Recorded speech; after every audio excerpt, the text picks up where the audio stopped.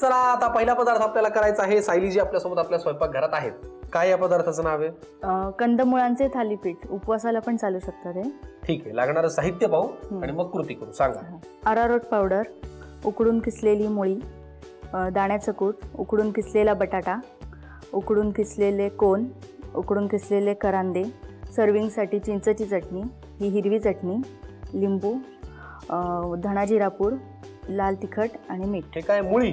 मुळी म्हणजे असं असतं. बरं, यातली मुळी कोणती आहे? ते उकडून त्याचं साल काढून ते किसून घेतले. बरं, ओके. आता हा कोण दिसतोय, कारण मग असं तुम्ही या पिंक ह्याला कोण म्हणाला, म्हणजे हे कोण आहे, बरोबर.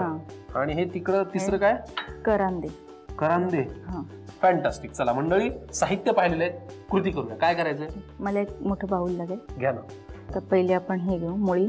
बरं. उकडून किसलेली आहे ती. उकडून किसलेला बटाटा. बटाटा, कोण. पण हे मिळतं कुठे? म्हणजे भाजी मंडईत मिळेल? मिळतं इझिली अवेलेबल होतं ते. हे करांदे उकडून किसलेले. करेक्ट. आता दाण्याचं कूट थोडंसं. बरं.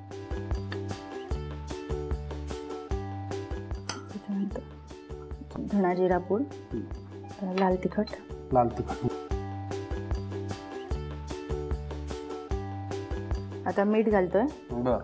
हे उकडताना थोडं मीठ घातलं होतं, त्यामुळे त्या अंदाजाने. बरं, ठीक आहे. हे पीठ थोडं म्हणजे मिळून येण्यासाठी ते पीठ थोडं घालावं लागेल. कशाचं पीठ घालतोय आपण? अरारोट पीठ, म्हणजे शिंगाड्याचं पीठ. बरोबर. हे जे आपण थालपीठ करतोय ते उपासाला चालावं म्हणून या पद्धतीने करतोय, अरारोट पावडर वापरून. पण याच्यामध्ये वेगवेगळी पीठं तुम्ही ऍड करू शकता. आता काय करूया? लिंबू पिळा ना मग लिंबू. ओके, 4 प्रकारच्या कंदमुळाचा आपण किस घेतला आणि हे सगळं मिश्रण आता आपण एकत्र करून घेऊया.